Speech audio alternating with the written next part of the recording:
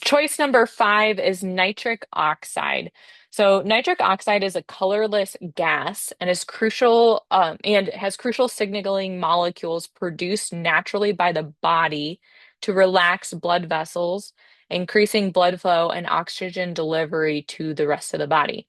So nitric oxide helps those blood vessels to open up and relax so that a lot of blood can flow through them. A lot of the times, people with high blood pressures, their arteries are so constricted and tight and bound up that they create such a small opening or hole for the blood to flow through. And that's what causes all of that pressure, right? We're trying to get a lot of blood through a really tiny hole. That's what causes the pressure. With nitric oxide, naturally in our body, it allows the blood vessels to relax and open up, and then the blood can flow through so easily. Okay. It prevents your arteries from becoming stiff and dysfunctional. So a lot of the times there's two medications that I think a lot of people might be very familiar with. Nitroglycerin is one of them, and Viagra is the other. So nitroglycerin is the medication you take to help prevent a heart attack from happening or getting worse, right? So if somebody's complaining of chest pain, the paramedics would give them a nitroglycerin tablet. They'd put it under their tongue. The nitroglycerin or the nitric oxide would dissolve, go into their blood vessels that lead to their heart and help to open those blood vessels up so blood can flow through. Because with a heart attack, it's clogged up, the vessels are constricted.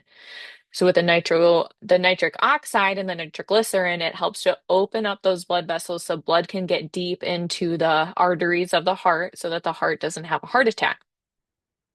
Viagra kind of works the same way. When somebody's taking Viagra, typically most men, they're not able to achieve an erection because the blood vessels are diseased. They're not working properly. They're not getting enough blood flow. With Viagra, it allows the blood vessels to the penis to be able to relax, not be so hard, not be so wound up, so that blood can come to that area and then they can achieve the erection that they need with the Viagra. So those are just two common examples of how medications uses nitric oxide in order to achieve the results that it needs or what the body needs. But you can get nitric oxide from the foods that you eat. So, where do you find it? It's in antioxidant rich foods. And the number one source is whole food, plant-based foods. Okay. So, antioxidants, I always like to tell people antioxidants are in your whole foods, right? Your fruits, your vegetables. There are foods that are very high in antioxidants and foods that are very low in antioxidants. And if you've been coming to these talks in the past, you might know the difference between the two. Typically, I tell people the color of the food matters. So the deeper the color, the darker the color, the more antioxidants you're going to find in that food. Whereas the lighter the color, the more pale it is, you're not going to find as many antioxidants. All fruits, vegetables, all of them have antioxidants. Some just have more than others. So when you're looking at those banana and blueberries, you're going to look at the banana and say yellow. The blueberry is this dark blue purple color, right? Or blue. I shouldn't even say purple.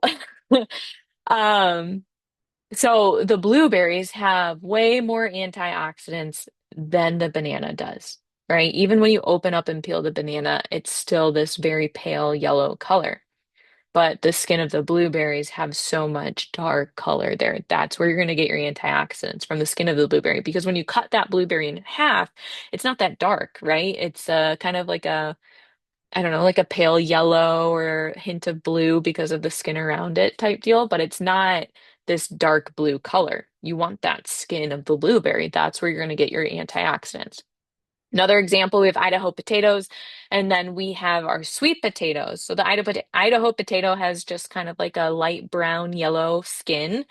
The sweet potato has more of like a dark red brown colored skin. And the inside of the Idaho potato, when you cut it in half, is pale white yellow versus the inside of the sweet potato cut in half, bright orange color, right? So these sweet potatoes definitely have way more antioxidants in them than do a regular potato. So if you're able to choose, always choose those darker fruits and vegetables. Last are onions. This is a great one because a lot of people cook with onions.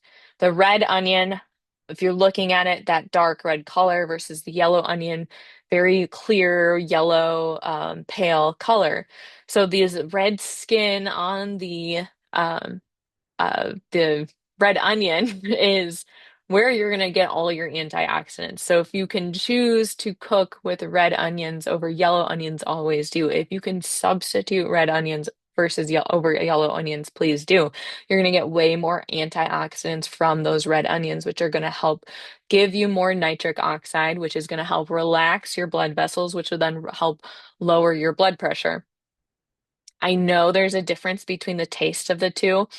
So I totally understand if you got that recipe and you can't just mess it up, but if you're able to swap it out, it's not going to be that big a deal. Always choose the red onion over the yellow onion.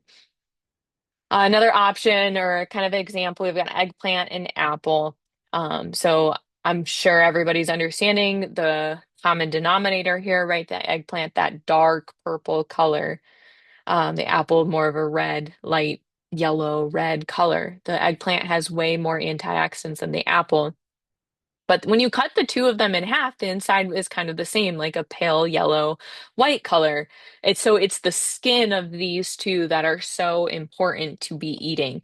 Peeling the apple and just eating the apple doesn't do a whole lot for you in regards of antioxidants. Yes, there are some, but the skin of the apple, the skin of the eggplant have way more for you than the inside does. So nitrate-rich vegetables. Nitrate is converted into nitric oxide by our bodies. So we're looking for nitrate-rich vegetables. And it's very interesting because typically the saliva in your mouth, as you chew the vegetables up, that is what helps to convert the nitrate into nitric oxide, the natural bacteria in your mouth.